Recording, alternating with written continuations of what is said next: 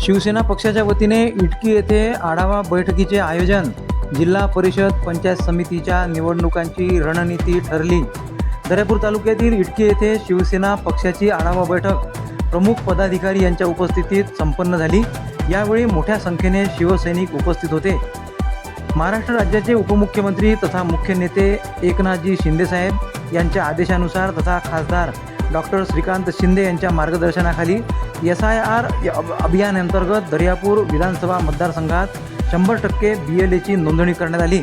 त्यानुसार आगामी काळात होणाऱ्या स्थानिक स्वराज्य संस्थेच्या निवडणुकीला समोर जाताना शिवसेना पक्ष जनतेपर्यंत पोहोचेल याचाच भाग म्हणून दर्यापूर तालुक्यातील खल्लार जिल्हा परिषद गट अंतर्गत इटकी पंचायत समितीची बैठक इटकी येथील विठ्ठल मंदिरात संपन्न झाली.